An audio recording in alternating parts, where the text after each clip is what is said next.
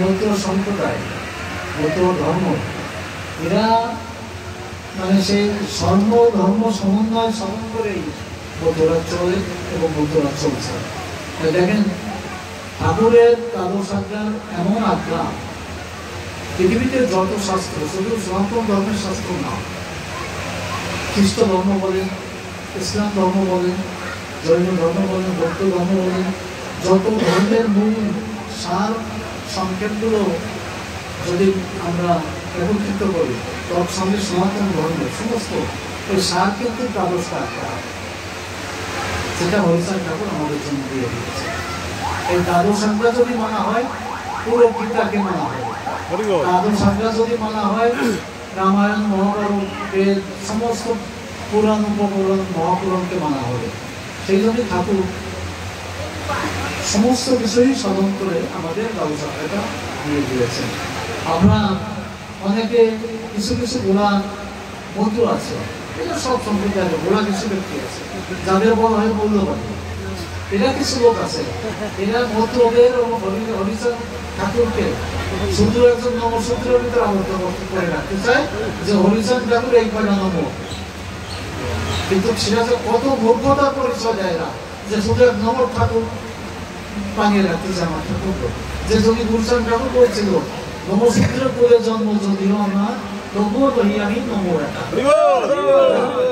সে কারণে আজকে ঠাকুরের বাণীগুলো, তার আজ্ঞাগুলো যদি আমরা অনুধাবন করি, তার সেও জীবনগুলো, কর্মকাণ্ড, শ্রী শ্রী হরিলীলামৃতর গ্রন্থটা পুঙ্খানুপুঙ্খভাবে আমাদের পড়তে হবে, আমাদের জানতে হবে। হরিলীলামৃত আমি মনে করি কেউ যদি মঙ্গলাচরণটা বারে বারে পড়ে, একটু বোঝার চেষ্টা করে, তারপরে হরিলীলামৃত জ্ঞানযোগ রসপ্রকরণ।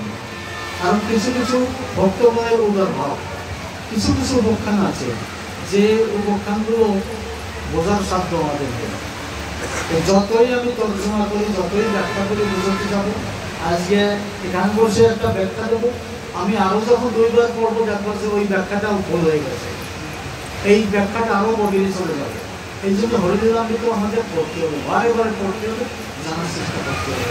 হরিলীলামৃত সমস্ত শাস্ত্রের সার হরিলীলামৃত।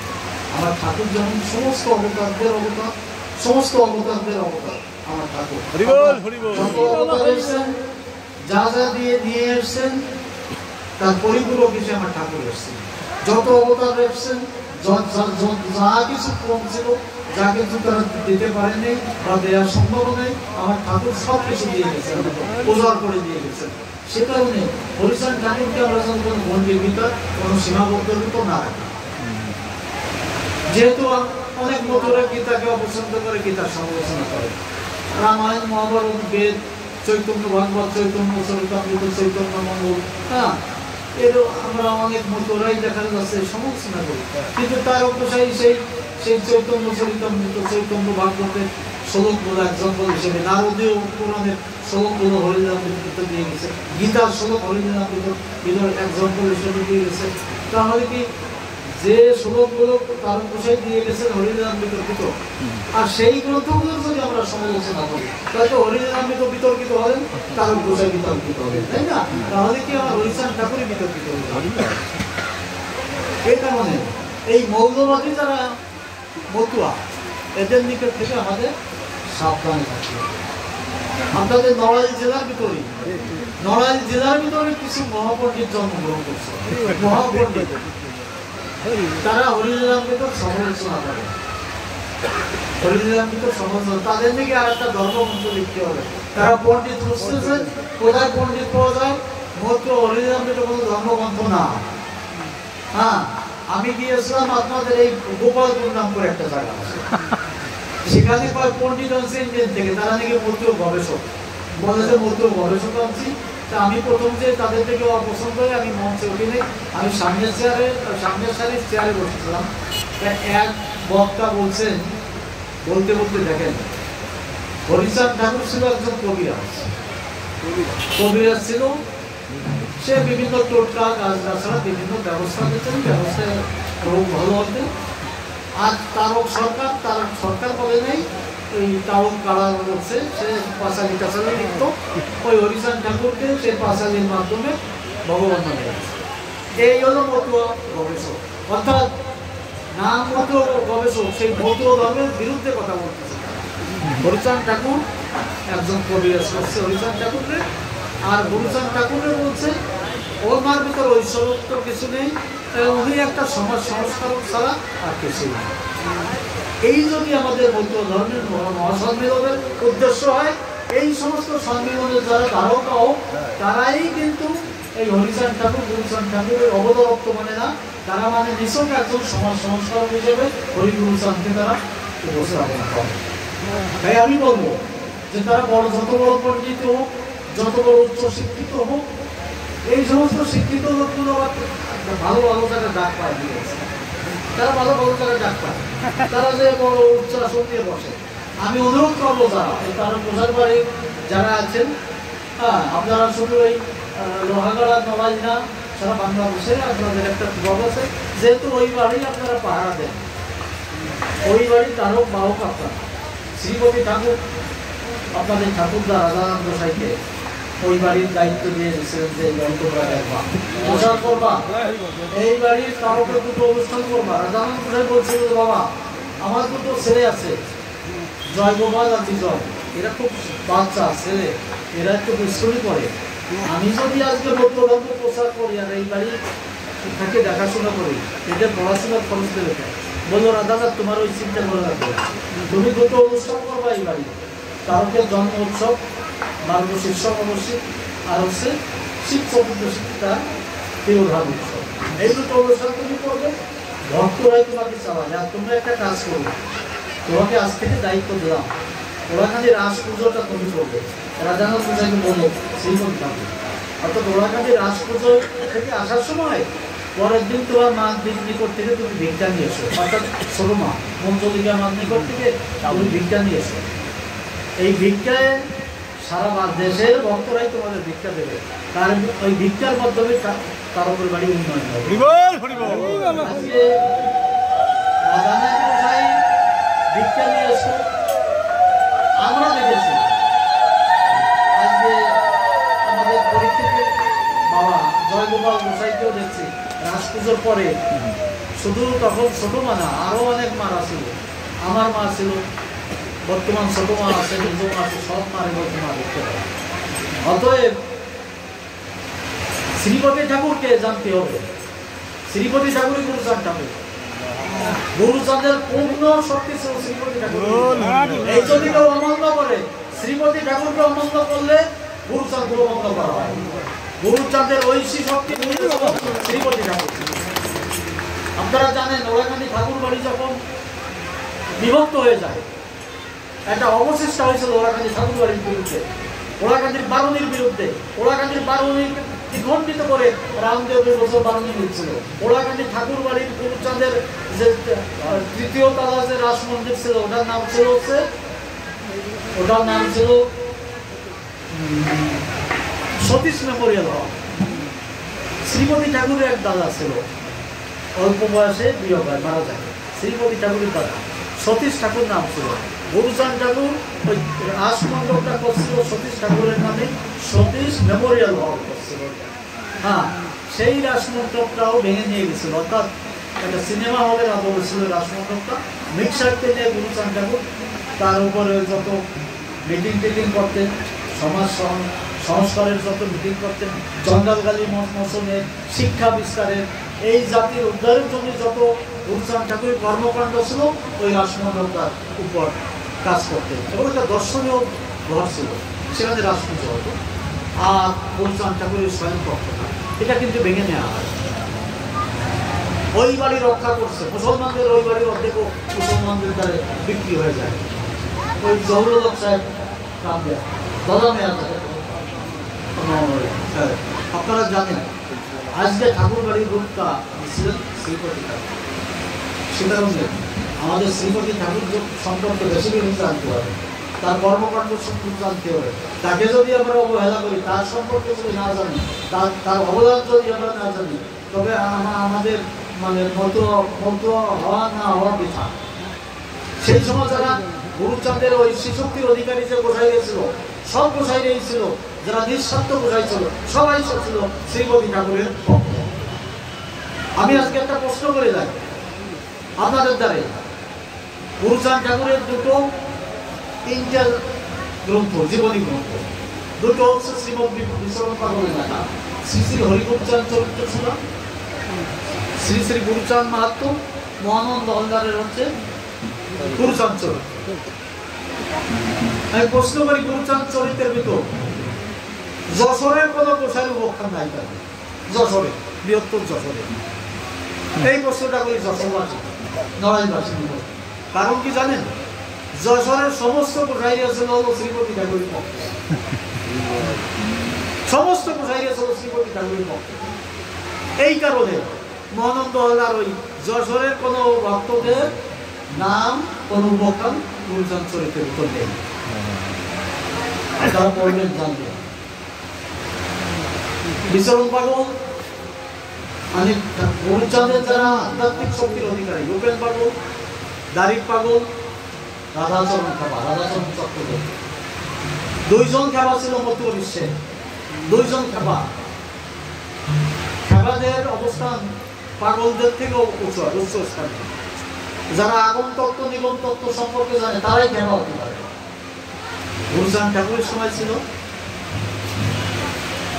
সে হচ্ছে কি খাবার জন্য রাধা খাবা না না না রাধাচরণ খাবার ছিল গুরুচাঁদ ঠাকুর, হরিচাঁদ ঠাকুরের সময় ছিল হচ্ছে, যা হোক এই দুইজন খাবা। হরিচাঁদ ঠাকুরের সময় একজন খাবা, আর গুরুচাঁদ ঠাকুরের সময় একজন খাবা রাধাচরণ খাবা। রাধাচরণ চক্রবর্তী না, আমার বাড়ি ছিল বলছে নাজিরপুর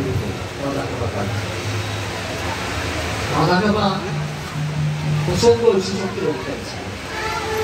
রাধা খাবাও গেছিল গুরুচাঁদকে পরীক্ষা করার জন্য, এবং গুরুচাঁদ যদি আমার সঠিক উত্তর দিতে তত্ত্বজ্ঞানী ব্রাহ্মণ ছিল তো, তবে আমি মত হবে।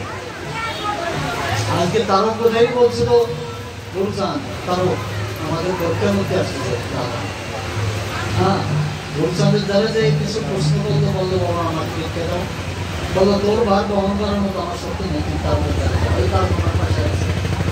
আবার তারক দেখা গেল গুরুচাঁদকে, সমস্ত শক্তি আঘাত ছিল। হ্যাঁ, এইভাবে যাও গুরুচাঁদ এবং তারকের সাথে একটা সুন্দর সম্মিলন হলো রাধা খাবা। সারা জীবন গোটা আসাম, ময়মনসিংহ, নোয়াখালী, ভারতের বর্ধমান, মুর্শিদাবাদ, এই সমস্ত অঞ্চলে নাম প্রচার করছে। এবং সে পুরো গুরুচাঁদ অন্তের পুরো শ্রীপতি ঠাকুরকে, মানে শ্রীপতি ঠাকুরকে নিয়ে পাবে। এবং এখনো রাধা খাবার যে বড় বড় শিষ্য ছিল, তার মধ্যে তোমরা কিছু হয়ে যায় প্রিয়লাল গোসাই, তোমার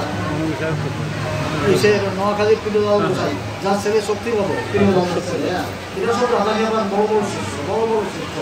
কারণ ভারতবর্ষ প্রচুর রাধা খাবার শিষ্যরা আছে। তারা কত বড় কণ্ঠবন্ধু জানেন? ওরাখানি ছাড়া কিছু বোঝে না। জরিমানার টাকা 20 বছর এক জায়গায় জমা থাকলে তারা কাপড় কাপড় পাঠায় না, এমন কণ্ঠবন্ধু তারা মতো।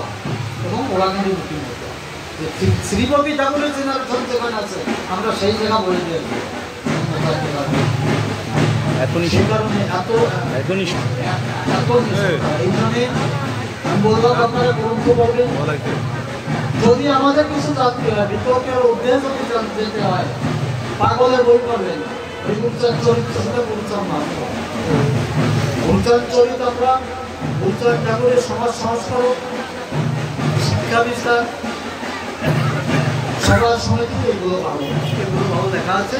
যেহেতু মহানন্দ হালদার ছিল পণ্ডিত ব্যক্তি, রাজনীতি করতেন, কিন্তু মহানন্দ হালদারের লেখায় কিছু কিছু জায়গায় আমার মনে হয় যে গুরুচাঁদের থেকেও মনে হয়েছে প্রবল সাধুই বেশি প্রাধান্য দেয়। এই কারণে আমি একে মেনে নিতে পারি না যে বইটি লেখা আছে ওখানে কিছু থাকবে না, সে বইটি ধর্ম বই হিসেবে মানতে পারি না। স্পষ্ট কথা আমার দ্বারা স্পষ্ট কথা। আমরা তাই বইটি অনুসরণ করি, গুরুচাঁদের পড়া সংগঠন, যে সংগঠনের প্রথমবার সভাপতি ছিল প্রবোধরঞ্জন ঠাকুর, দ্বিতীয়বার থেকে আজীবন উনি যতদিন বসেছিল সভাপতি ছিল শ্রীপতি ঠাকুর। শ্রীপতি ঠাকুর জেলা সম্পাদন করে সভাপতি আমার বাবা, ও সেক্রেটারি হয় শশীপতি ঠাকুর, তারপরে অর্থ সম্পাদক হয় শ্রী হিমাংশুপতি ঠাকুর। পরবর্তী থেকে এই সংগঠন কিছুটা হলেও দিনের কাজে চলছিল। পরবর্তীতে 1988-তে এই সংগঠনের আবার কমিটি করে আমি প্রথম সম্মেলন প্রধান আহ্বান চালাই। তারপরে 1992-93-94-তে ঢাকায় প্রধানমন্ত্রী এবং প্রেসিডেন্ট প্রধানমন্ত্রীকে নিয়ে আমি রাষ্ট্রীয় প্রোগ্রাম করলাম।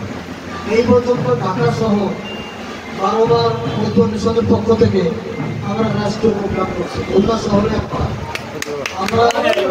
আমরা বরিশাল শহরে করছি, আমরা সিলেটে কয়েকবার করেছি, চিটাগাং করেছি।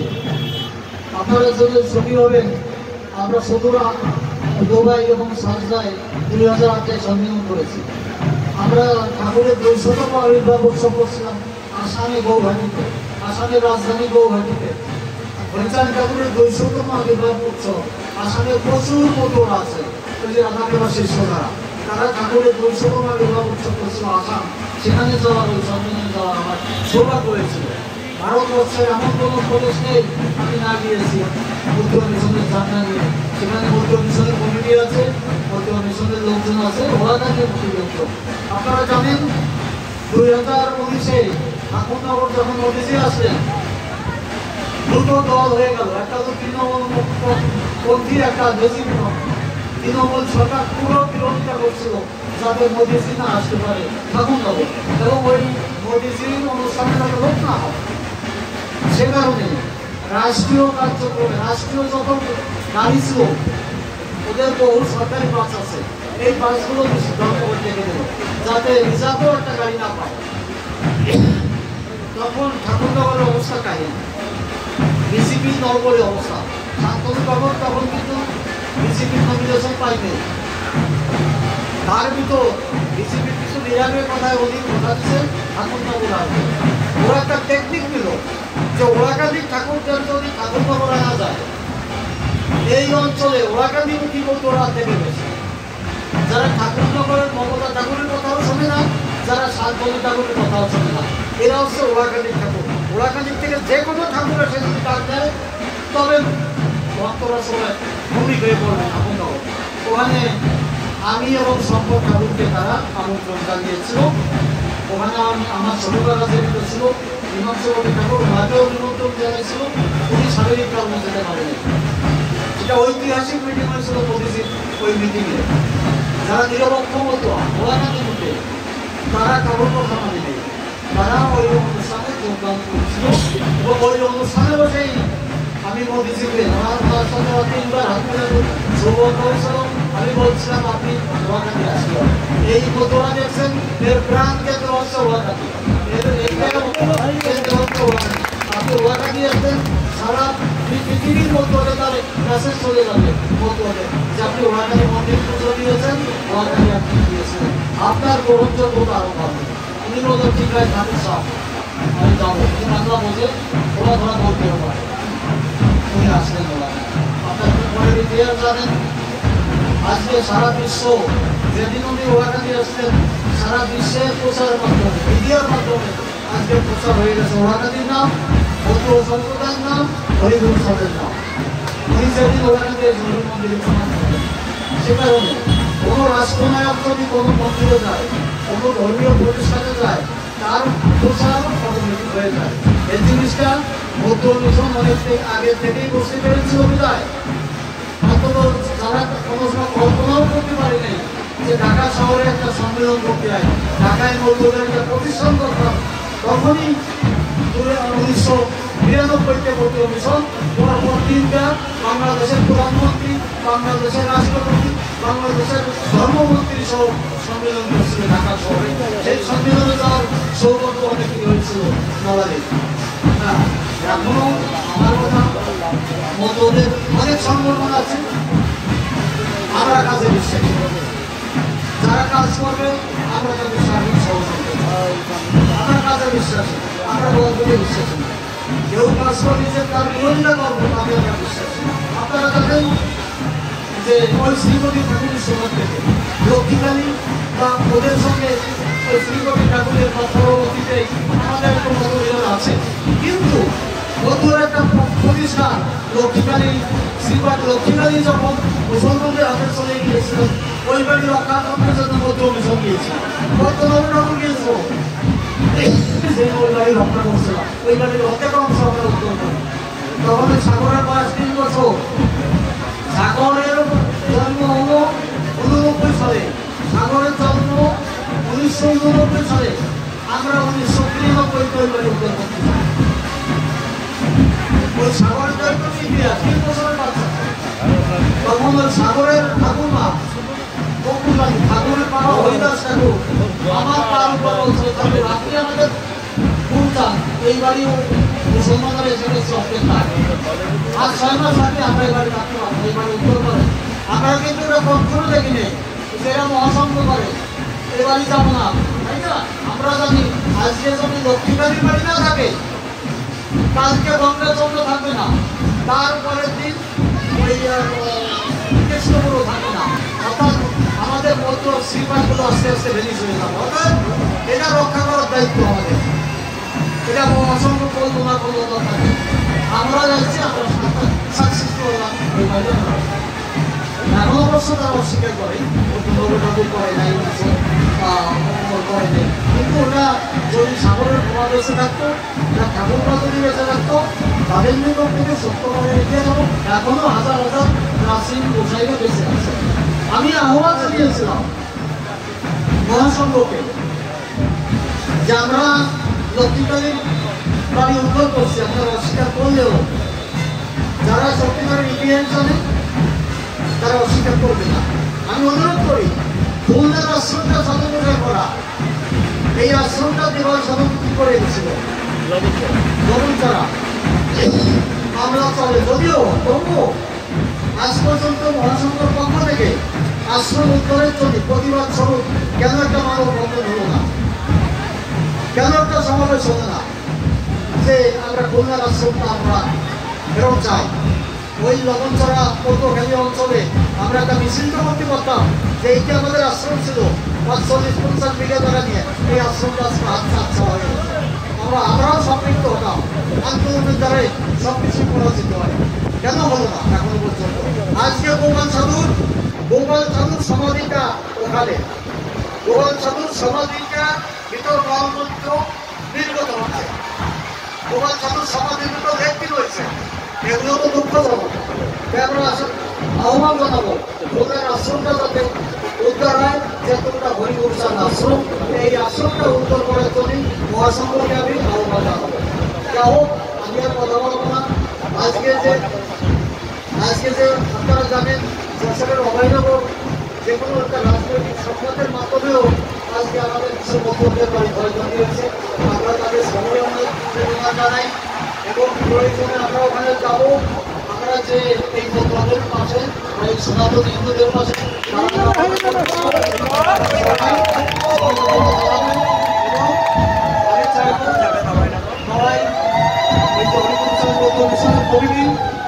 আপনারা নড়াইলের যত প্রতিষ্ঠানগুলো আছে, প্রাচীন পুরোনো যত গোসাইদের বাড়িগুলো, এগুলো রক্ষা করার দায়িত্ব আমাদের।